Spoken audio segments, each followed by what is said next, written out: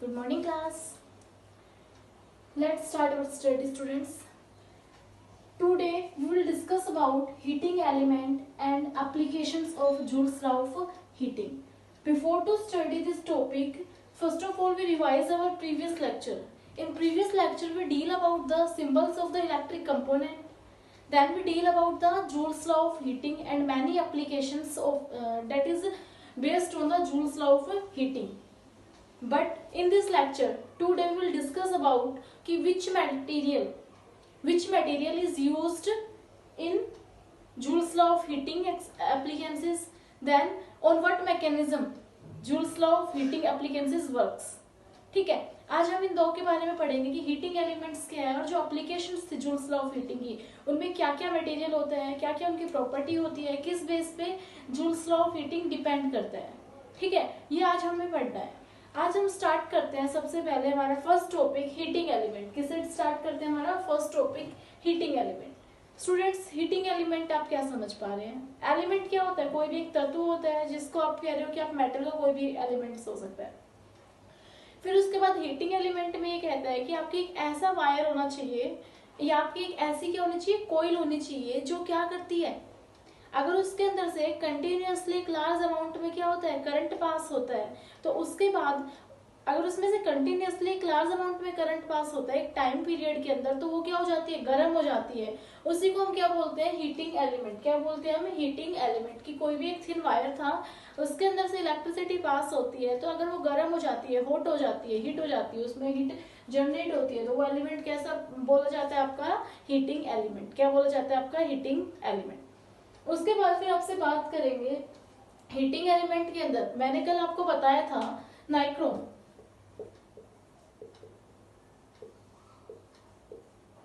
Nichrome is a type of the heating element. Why is nichrome is used as a heating element? इसके भी reasons आपको दिए थे कि जो नाइक्रोम होता है उसका क्या होता है, हाई मेल्टिंग पॉइंट,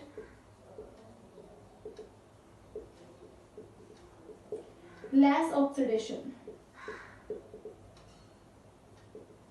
कि ऑक्सीजन की प्रेजेंस में इसका ऑक्सीडेशन क्या होता है, कम होता है. ठीक है, और इसका मेल्टिंग पॉइंट क्या होता है, हाई. कि जब इसके अंदर से इलेक्ट्रिसिटी फ्लो होगी तो ये हीट जनरेट करेगा. हीट जनरेट करने के बाद इस हीट से ये मेल्ट नहीं होता. ठीक है, इसलिए इसका मेल्टिंग पॉइंट क्या है, बहुत हाई होता है. इसके अंदर आपका क्या होता है, जैसे आपके बल्ब होते हैं, इसके एप्लीकेशंस की बात कर सकते हैं हम. पहले बात करते हैं इसी एप्लीकेशन की. इसके अंदर हीटिंग एलिमेंट में क्या होता है कि आप इसको जब गर्म करते हैं इसमें करंट पास होता है, करंट पास होने के बाद ये हीट जनरेट करता है, तो वो अपने कलर से क्या हो जाता है, रेड कलर का, ऑरेंज कलर का, इस तरह से कलरफुल लाइट्स वो क्या करता है, अपने बॉडी में से, अपनी सब्सटेंस में से, अपने एलिमेंट में से क्या करता है, बाहर निकालता है.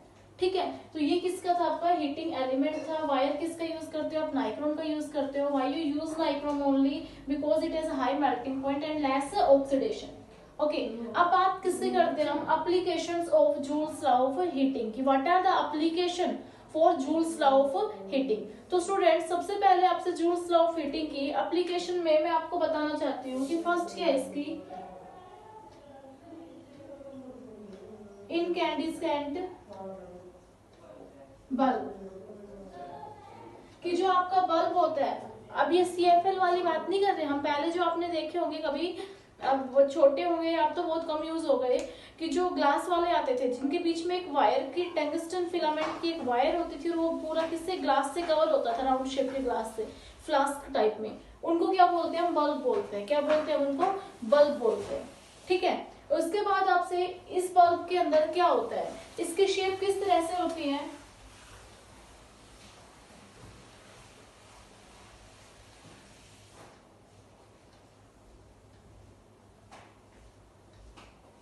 ये होता है. ठीक है, इसके अंदर ये वाला जो आउटर मोस्ट पोर्शन है ये किसका बना हुआ है? ग्लास का बना हुआ है.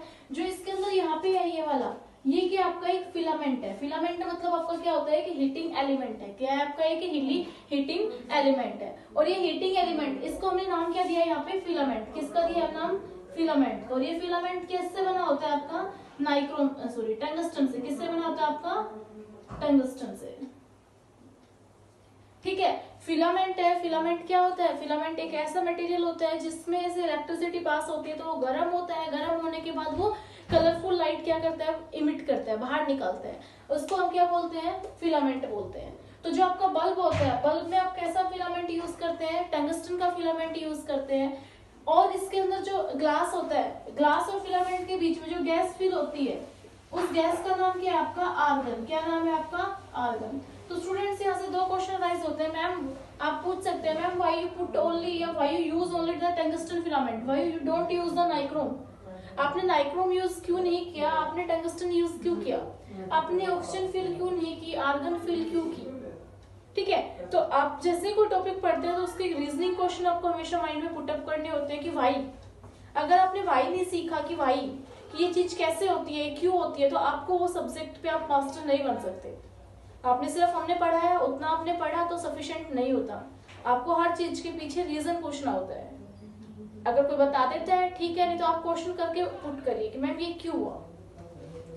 तो बात यहाँ पे होती है कि ये फिलामेंट किसका था, टंगस्टन का। तो मैंने क्वेश्चन यहीं पे बताया कि टंगस्टन का यूज क्यों करते हैं। फर्स्ट इसका क्या होता है, मेल्टिंग पॉइंट क्या होता है, high.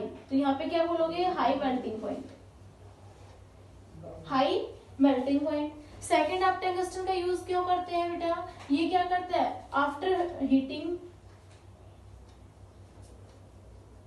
It emits light, it emits light, कि जब ये गर्म हो जाता है तो ये क्या करता है, लाइट आपको देता है, येलो लाइट देता है ना टंगस्टन फिलामेंट। आपने देखा वो बल्ब से, आप अपने ग्रैंडफादर ग्रैंडमदर मदर से पूछ सकते हैं अगर आपने नहीं देखे हुए, तो वो बल्ब कैसे लाइट देते हैं, येलो लाइट देते हैं। वो किस में यूज करते हो आप, यहाँ पे वो टंगस्टन का यूज करते हो फिलामेंट का। और जो गैस होती है, आर्गन आपने फिल किए, तो बेटा आर्गन जो होता है, आर्गन को कैसे जाना जाता है, argon is known as a noble gases,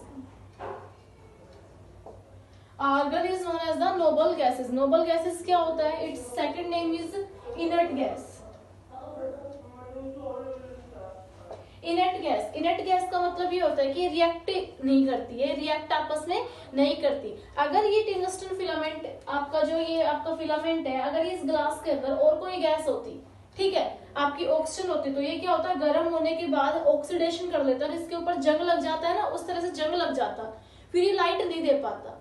ठीक है, इसलिए इसमें हमने क्या यूज किया, आर्गन यूज किया। क्या यूज किया हमने, आर्गन की कितना ही टंगस्टन फिलामेंट गर्म हो जाए फिर भी ये इसके साथ रिएक्ट नहीं करता और ये आपको लाइट कंटिन्यूअसली देता रहता है। ठीक है, ये एग्जांपल, ये आपका रीजन है कि आपने आर्गन फिल किया। Argon is an inert gas that is not react with the tungsten filament. आपको इस तरह से आपको इसका आंसर देना। अगर आपसे पूछा जाता है कि why you choose only argon gas in the bulb, then you say that कि argon is an inert gas so it does not react with the tungsten filament and life period of the bulb, जो आपका bulb होता है उसका life period, उसका कहते हैं ना आपका वर्किंग टाइम, वो क्या हो जाता है उस वजह से इंक्रीज हो जाते हैं। ये क्या था आपके बल्ब के बारे में था कि टंगस्टन फिलामेंट होता है, आर्गन का आप यूज करते हो। इसके अंदर केस क्या होता है कि आप जैसे ही इसके अंदर इलेक्ट्रिसिटी पास कराते हैं तो ये क्या होता है, गर्म होता है और ये अपने आप में यहाँ पे क्या करता है, लाइट को इमिट करता है। यहाँ पे दो तरह से जो इसकी एनर्जी थी, यहाँ पे जो इलेक्ट्रिकल एनर्जी आपने यहाँ पे सप्लाई की थी, क्या आपने सप्लाई की थी, इलेक्ट्रिकल एनर्जी, वो दो पार्ट्स में स्प्लिट हुई है बेटा। एक तो हुई है हीट एनर्जी में और दूसरी किस में हुई है, लाइट एनर्जी में। किसमें स्प्लिट हुई है, लाइट एनर्जी में। कैसे कि आपके वायर से जो इलेक्ट्रिसिटी आई, पहले बात उसने क्या किया, टंगस्टन फिलामेंट को गर्म किया, इट मींस बल्ब भी गर्म हो जाता है, और उसके बाद उसने लाइट दी चारों साइड। आपने देखा होगा कि या फील भी किया होगा कि जो बल्ब होता है आपके रूम में, जब आप लाइट ऑन रखते हैं, ज्यादा लाइट ऑन होती है तो आपके वहां पे सफोकेशन हो जाती है, गर्मी गर्मी सी लगती है आपको। लाइट ऑफ करने के बाद आपको एक कूलनेस फील होती है। तो रीजन यही है कि जो इलेक्ट्रिकल एनर्जी है उसको दो फॉर्म में कन्वर्ट किया, लाइट तो दे रहा है, साथ साथ में क्या प्रोड्यूस कर रहा है, हीट भी प्रोड्यूस कर रहा है। तो यहाँ पे क्या होता है, लाइट का वेस्ट होता है। क्या होता है स्टूडेंट्स, एक वेस्टेज होती है। हमें चाहिए क्या थी, ओनली इलेक्ट्रिकल से लाइट एनर्जी, हमें हीट एनर्जी तो चाहिए ही नहीं। फिर उसके बाद हम इसका क्यों यूटिलाइज करते हैं, हम एनर्जी को वेस्ट क्यों करते हैं। तो उस वजह से थोड़े टाइम के बाद आपके बल्ब की जगह आपके मॉडिफिकेशन आ गए। जब आप यूज करते हैं CFL यूज करते हैं, आप LED यूज करते हैं, ये क्या थे, इसके मॉडिफाइड फॉर्म। CFL भी हमें लाइट देती है, LED बल्ब से हमें लाइट देते हैं। तो वो रीजन यही है, ठीक है, कि बल्ब में आपकी एनर्जी वेस्ट होती थी as in the form of heat energy, but जो आपकी CFL होती है, LED बल्ब होती है, उसमें एनर्जी बहुत कम लॉस होती है। यहाँ पे बल्ब फ्यूज होते हैं, क्या होते हैं आपके बल्ब फ्यूज होते हैं, सुना भी होगा फ्यूज, बल्ब क्या हो गया फ्यूज हो गया। फ्यूज का मतलब क्या होता है कि जो आपका ग्लास है, ग्लास में क्रैक आ गया, क्या आ गया आपका क्रैक आ गया, कि जो अंदर की जो आर्गन गैस थी वो आपकी बाहर निकल चुकी है, अंदर क्या घुस चुकी है आपकी, क्या एंट्री कर गई है आपकी O2 गैस मतलब ऑक्सीजन गैस। उस वजह से टंगस्टन फिलामेंट का क्या हो जाता है ऑक्सीडेशन हो जाता है, और आपका जो कहते हो कि बल्ब क्या हो गया फ्यूज, तो आपका बल्ब काम करना बंद कर देता है। ठीक है, ये आपका इसका हो गया बल्ब का रीजन। इसकी मॉडिफाइड फॉर्म आपकी अब क्या आती है, CFL, LED, इस तरह के आपके क्या आते हैं, इसके मॉडिफिकेशन फॉर्म आते हैं। CFL का मतलब आप क्या समझते हैं, CFL is known as the compact fluorescent lamp, कि जो आपका CFL होता है वो क्या होता है कॉम्पैक्ट फ्लोरोसेंट लैम्प। ठीक है, कॉम्पैक्ट फ्लोरोसेंट लैम्प। इसके अंदर आपका यहाँ पे क्या किया जाता है, यहाँ पे ट्यूब्स होती है, इसके अंदर क्या था फिलामेंट, इसके अंदर फिलामेंट नहीं होता, इसमें क्या होती है ट्यूब्स होती हैं। ट्यूब्स के अंदर आपकी किस गैस को यूज करते हो आप, यहाँ पे मरकरी वेपर्स, क्या यूज करते हो आप मरकरी वेपर्स। ये आपके अलग फिनोमिना पे काम करती हैं जो आप हायर स्टडीज में पढ़ेंगे। बस आपको इतना याद करना है CFL की फुल फॉर्म क्या होती है कॉम्पैक्ट फ्लोरोसेंट लैंप।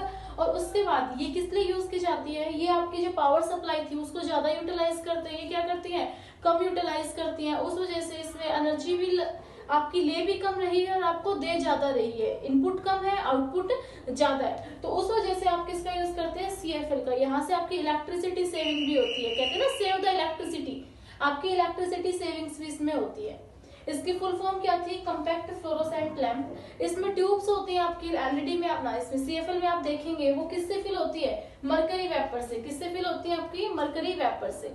अगर आपकी CFL फ्यूज हो जाती है, क्या हो जाती है आपकी CFL फ्यूज हो जाती है, तो उस वजह से आप उसको इजिली डिफ्यूज कीजिए, क्या कीजिए उसको इजिली, ऐसे नहीं कि आपने उसको एटमोस्फेयर में सराउंडिंग में ऐसे बाहर फेंक दिया, उसको क्या करना है आपको डिकम्पोज करने के लिए, डिस्पोज करने के लिए, ऐसे नहीं कि आपको उसको वेस्टेज को बाहर फेंक देते हैं, वेस्टेज को आपको एक प्रॉपर स्पेस जहाँ पे उसका हार्मफुल यूज ना हो, जैसे मरकरी वेपर्स है, मरकरी वेपर्स है तो इट मींस ये क्या है पॉइजनस, जहरीली है, तो जहाँ पे आपके कोई भी आपके ह्यूमन बींग्स की सराउंडिंग एक्टिविटीज नहीं होती, ठीक है, कि एक ऐसा एरिया जहाँ पे आपके जो ह्यूमन बींग्स है वहां पे एक्टिविटीज नहीं है, एनिमल्स की एक्टिविटीज नहीं है, तो उनको आप मिट्टी के अंदर डिकम्पोज कीजिए। ठीक है, आप गड्ढा खोदिए, गड्ढे के अंदर आप उसको डालिए, अगर आपने बाहर उसको ऐसे ही डाला तो आपको वो क्या होती है पॉइजनस होती है और आपको नुकसान दे सकती है। ठीक है, ये तो हो गई आपके बल्ब और CFL के बारे में। अब बात करते हो कि जूल्स लॉ ऑफ हीटिंग जो होता है वो किस किस के ऊपर डिपेंड करता है स्टूडेंट्स, किस किस के ऊपर आपका joules law of heating depend करता है। Factors affecting,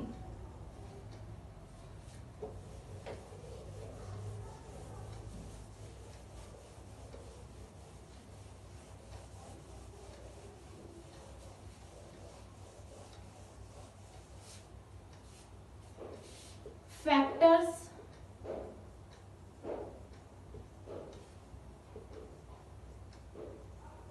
affecting joules law. क्या क्या फैक्टर होते हैं, सबसे पहले कोई भी वायर होता है, ठीक है, वायर की लेंथ और थिकनेस, किसके ऊपर जो हीट प्रोड्यूस हो रही है वो हीट प्रोड्यूस हो रही है, आप ये बोल सकते हो factor affecting heat produced. Heat किसके ऊपर डिपेंड करती है, सबसे पहले length and thickness of wire, की जो आपके वायर होता है उसकी लेंथ क्या है और उसकी थिकनेस क्या है। जैसे फॉर एग्जांपल जितना ज्यादा थिन वायर होगा, जितना ज्यादा आपका क्या होगा पतला वायर होगा, उसमें हीट क्या होगी ज्यादा प्रोड्यूस्ड होगी, जितना मोटा वायर होगा उसमें हीट क्या होगी कम प्रोड्यूस होगी। ठीक है, जितनी ज्यादा लेंथ होगी, लेंथ जितनी ज्यादा होगी उतनी उसमें क्या होगा हीटिंग ज्यादा होगी, जितनी लेंथ कम है उसमें हीटिंग क्या होगी कम। ओके, फिर उसके बाद सेकंड क्या कहते हैं type of material, types of material, कि आपने किस मटेरियल का क्या लिया, आपने वायर लिया है कि वायर आपका किस मटेरियल का है। फिर उसके बाद आपका इसमें क्या कह रहा है कि आपकी strength of the flow of current. जैसे for example type of material में आप ये भी बोल सकते हो, अगर आप कॉपर का लेते हैं तो उसमें क्या होता है, इलेक्ट्रिसिटी मतलब आपकी हीट कम प्रोड्यूस होती है। आप आयरन का लोगे तो क्या होगी, ज्यादा प्रोड्यूस होगी। ठीक है। थर्ड आप ये ले सकते हैं आप इसमें कि strength of current, strength of flowing current, कि जो उस वायर के अंदर से करंट फ्लो करेगा उसके ऊपर डिपेंड करता है। जितनी ज्यादा स्ट्रेंथ का करंट फ्लो करेगा उतनी हीटिंग इफेक्ट क्या होगा, ज्यादा। जितनी कम स्ट्रेंथ का करंट फ्लो करेगा उतने हीटिंग इफेक्ट क्या होगा, कम होगा। ठीक है। These are the three factors. सबसे पहले लेंथ ज्यादा, हीट ज्यादा, थिकनेस ज्यादा, हीट कम। थिन अगर पतला है तो उसकी थिक मतलब हीट क्या होगी, ज्यादा होगी। Type of material, type of material में आपका क्या होगा, depend on their conductivity. Iron का है तो ज्यादा, कॉपर का है तो कम। Strength of flowing current, current जितना ज्यादा हीट उतनी ज्यादा, करंट जितना कम हीट उतनी कम। ये क्या हो गए आपके फैक्टर्स जो किसको इफेक्ट करते हैं कि हीट प्रोड्यूस्ड आप कैसे कंट्रोल करते हो।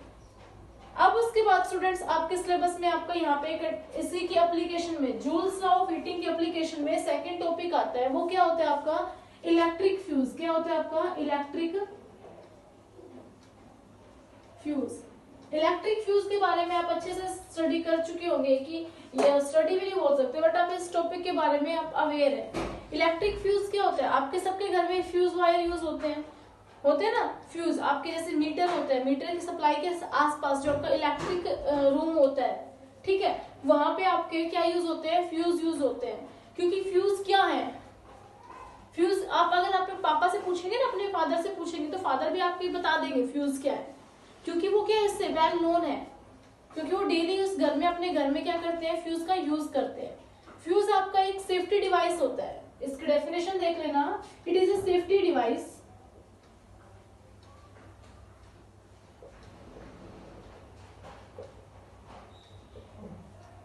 that is based on Joule's law of heating। ये क्या होता है, एक सेफ्टी डिवाइस होता है जो किसके ऊपर बेस होता है, जूल्स लॉ ऑफ हीटिंग के ऊपर बेस होता है। स्टूडेंट सबसे पहले मैं इसे बोलूंगी सेफ्टी डिवाइस क्यों होता है। फ्यूज होता है ना, वो हमेशा कहाँ पे कनेक्ट करते हैं, जहाँ पे आपकी इलेक्ट्रिसिटी आपके पूरे घर में सप्लाई होती है, जो आपको मेन पॉइंट होता है उस पॉइंट वायर से पहले क्या कनेक्ट करते हैं, इलेक्ट्रिक फ्यूज को कनेक्ट करते हैं। क्या करते हैं, इलेक्ट्रिक फ्यूज को कनेक्ट करते हैं। इसके अंदर आपका यहाँ पे जैसे मान लीजिए कि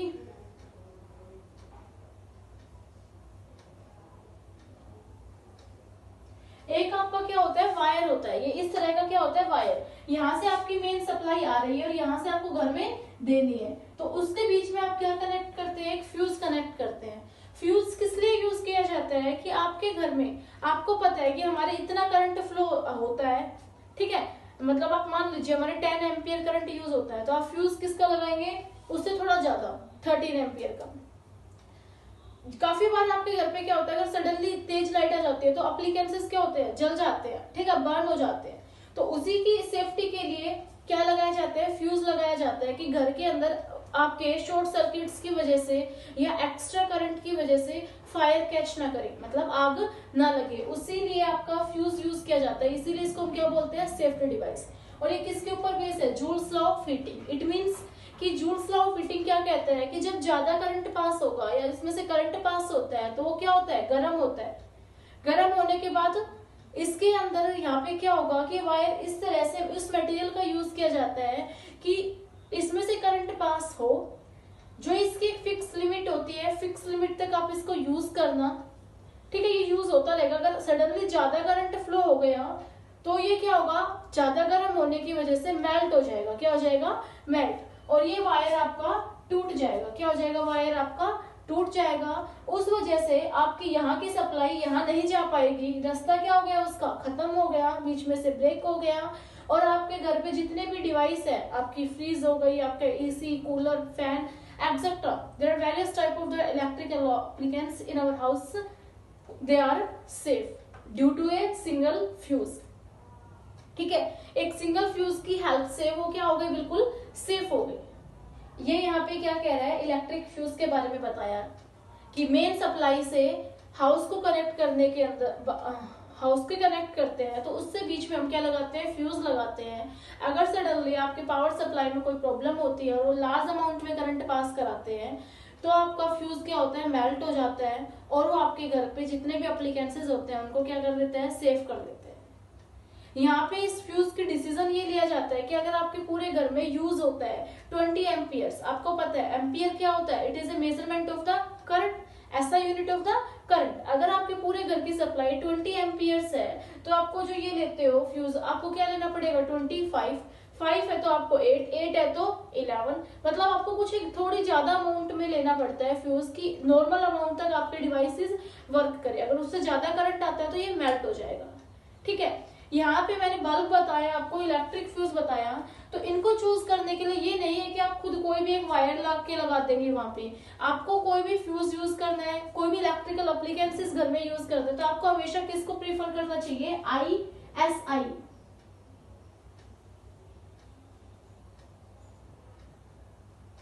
कि ISI आपका एक मार्क होता है। ठीक है, ये आपका इंडिया का एक स्टैंडर्ड मार्क है जिसके अंदर बिल्कुल एग्जैक्ट एक्यूरेसी चेक की जाती है कि कोई भी एप्लीकेंसेस है वो क्या है, आपके लिए सेफ है या नहीं है, एक प्रॉपर मटेरियल से बनाए जाते हैं। ISI मार्क जहाँ पे आपका नोट हो, आपको वही एप्लीकेंसेस आपके हाउस में यूज करने चाहिए। बल्ब भी आपको ISI मार्क के चाहिए, फ्यूज भी ISI मार्क के लीजिए। ठीक है, इससे क्या होता है, आपकी काफी हेल्प होती है सेफ्टी के अंदर, क्योंकि ये स्टैंडर्ड चीजें होती हैं, अच्छी चीजें होती हैं कंपनी की आपकी जो, क्योंकि इनको इंडियन गवर्नमेंट जो आपकी होती है वो क्या करती है, अप्रूव करती है कि जो भी आपके एप्लीकेंसेस है ISI मार्क के हैं वो क्या आपके लिए सेफ है। ओके, ये आपकी हो गई नॉर्मल बातें। बेटा फ्यूज की बात इस तरह से थी कि फ्यूज पहले यूज करते थे, ये फ्यूज में एक एडवांटेज क्या है इसकी कि ये क्या करता है, इलेक्ट्रिकल एप्लीकेंसेस को सेव करता है, बट इसकी डिसएडवांटेज भी इसके साथ साथ काफी है। डिसएडवांटेज क्या है कि अगर एक बार ये मेल्ट हो गया तो उसके बाद आपको न्यू ही लाके लगाना पड़ेगा, आपको नया लाके लगाना पड़ेगा, ये वो पहले वाला यूज नहीं कर सकते। ये इसकी सबसे बड़ी डिसएडवांटेज थी कि जो आपके पैसे बोलते हैं आप, जो आपके रुपीज होते हैं, आपके रुपीज को क्या करते हैं, वेस्ट करते हैं, एक टाइम यूज होने के बाद आपका दोबारा यूज नहीं होता। ठीक है, तो इसके लिए आपके नए आपके डिवाइसेस आए, वो क्या थे आपके MCBS। आप इससे सारे वाकिफ होंगे, MCB जो आप नॉर्मली यूज करते हैं घर पे, MCB। अब तो आपको समझ में आ रहा होगा MCB की फुल फॉर्म यहाँ पे क्या है, मिनिएचर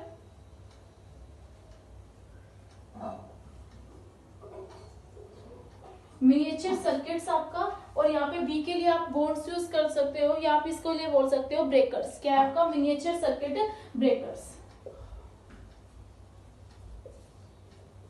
ठीक है, कि मिनिएचर सर्किट ब्रेकर्स, आपको सर्किट ब्रेकर भी आपको समझ में आ गया कि जो आपकी मेन सप्लाई थी और हाउस की सप्लाई है उसको क्या कर देते हैं, ब्रेक कर देते हैं। इनमें क्या होता है MCBs के अंदर आपका कि सप्लाई आई, अगर करंट की अमाउंट क्या है, ज्यादा है तो वो इसमें पास होगी। ठीक है, और अगर MCB में से पास होती है और करंट की अमाउंट ज्यादा हो गई तो इसमें दो सिस्टम होते हैं। इसमें क्या होता है, स्विच ऑन और स्विच ऑफ। क्या होता है, स्विच ऑन और ऑफ। अगर नॉर्मल सप्लाई से आपका करंट पास होता है तो ये क्या रहती है, ऑन। अगर सडनली लार्ज अमाउंट में करंट आ गया तो क्या हो जाती है, ऑफ। स्विच की तरह अपने आप ऑटोमेटिक होता है, इसमें सिस्टम ही अपने आप डाउन आ जाती है, नीचे आ जाती है। तो उस वजह से ये इसको और इसको आपस में कनेक्ट नहीं करती, स्विच क्या हो गया, ऑफ हो गया। आपका क्या होता है, इलेक्ट्रिकल एप्लीकेंस घर के क्या हो जाते हैं, सेफ हो जाते हैं। जैसे आपको पता चलता है कि हाँ इलेक्ट्रिसिटी प्रॉब्लम है, आप इसको क्या कर देंगे, चेक करके यहाँ से कि आपकी सप्लाई ठीक आ रही है नहीं आ रही, फिर आप इसको ऑन कर देंगे, तो आपका ये बार बार यूज होती है। ठीक है, इसीलिए इसको हम क्या बोलते हैं, MCBS, मिनिएचर सर्किट ब्रेकर्स। कि ये जैसे आपको नीड होती है, ऑटोमेटिक सिस्टम्स होता है, जैसे आपके करंट की नीड होती है उसके अकॉर्डिंग ऑन होती है, एक्सेस अमाउंट में करंट आता है तो ये क्या हो जाती है, ऑफ हो जाती है। ओके, ये क्या हो गया आपका इलेक्ट्रिक फ्यूज की मॉडिफिकेशन MCB। ओके, इसके बाद आपको लार्ज अमाउंट में, मैं बार बार बोल रही हूँ कि लार्ज अमाउंट में करंट आ गया, लार्ज अमाउंट में करंट आ गया, तो कैसे लार्ज अमाउंट में करंट आता है। पहला, आपके पावर सप्लाई में प्रॉब्लम हो सकती है। सेकंड आपके, और थर्ड आपके पास 2 फैक्टर्स है। क्या है आपके पास, शॉर्ट सर्किट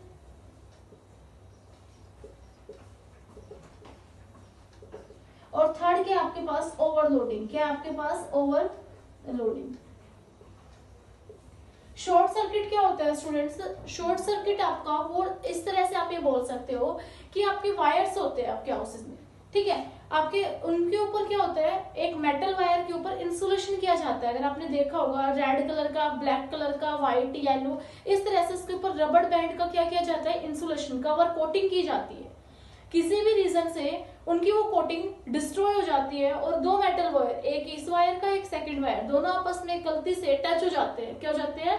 टच हो जाते हैं। तो उस टाइम पे क्या होता है? Short circuit. क्या होता है? Short circuit. एक्स बहुत ज्यादा अमाउंट में क्या होता है? करंट पास होता है। तो उसी को हम क्या बोलते हैं? Short circuit. कि अगर किसी भी रीजन से दो लाइव वायर आपस में टच कर जाते हैं, जैसे आपकी फिटिंग करते हैं आपके घर में इलेक्ट्रिसिटी फिटिंग होती है, तो वहां पे कंटिन्यूअसली आपके एक साथ बहुत सारे वायर कनेक्ट होते हैं। किसी भी रीजन से अगर उनका इंसुलेशन क्या हो गया, आपका कम हो गया, या कोटिंग क्या हो गई, खत्म हो गई, टीयर हो गई, फट गई, तो उस वजह से वायर आपस में क्या होते हैं? कॉन्टेक्ट में आते हैं और वो एक सडनली बहुत लार्ज अमाउंट में क्या करते हैं? करंट को खींचते हैं और उसी वजह से आपके शॉर्ट सर्किट होती है। अगर आप ISI मार्क्स के यूज नहीं करते, प्रॉपर आपके पास सेफ्टी डिवाइस नहीं है, MCB या इलेक्ट्रिक फ्यूज, तो शॉर्ट सर्किट इतने हार्मफुल होते हैं कि ये क्या कर देते हैं? पूरे घर में आग लगा सकते हैं, पूरी बिल्डिंग में, पूरे एम्पर में आपके कहते हैं ना फायर कैच हो जाती है। जैसे आपने न्यूज में भी काफी देखा होगा कि आपके शॉर्ट सर्किट की वजह से पूरी दुकानें जल गई हैं,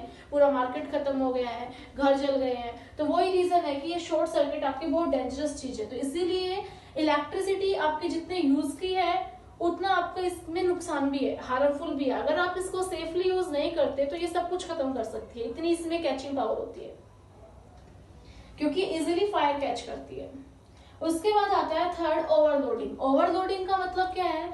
ओवरलोडिंग आपका इस तरह से आप समझेंगे कि आपका एक स्विच है, ठीक है, स्विच के अंदर आप ये बोल सकते हैं सॉकेट। क्या बोलते हैं आप इसको? सॉकेट। ओवरलोडिंग के केस में आपका एक सॉकेट है।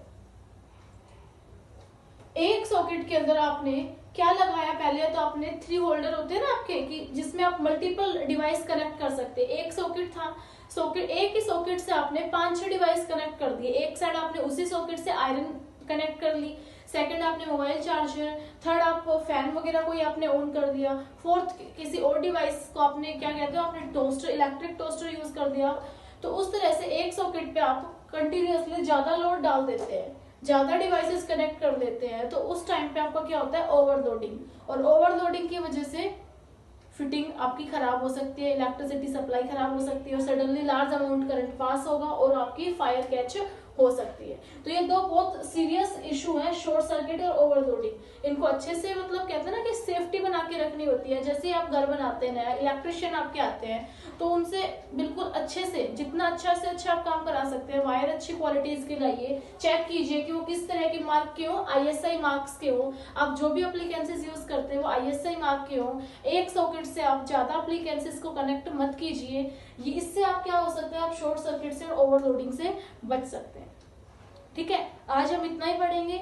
आज हमने क्या पढ़ा? जूल्स लॉ ऑफ हीटिंग की एप्लीकेंसेस, कि वो किन क्या क्या एप्लीकेंसेस हैं, कैसे वो काम करती है, ठीक है, और हमारे लिए क्या क्या उनका यूज है। कल हम इससे पढ़ेंगे नेक्स्ट टॉपिक। अब तक हम किसकी बात कर रहे थे? इलेक्ट्रिक करंट की। कल हम किसकी बात करेंगे? मैग्नेट्स की, मैग्नेटिक इफेक्ट्स की। ठीक है स्टूडेंट्स, थैंक यू।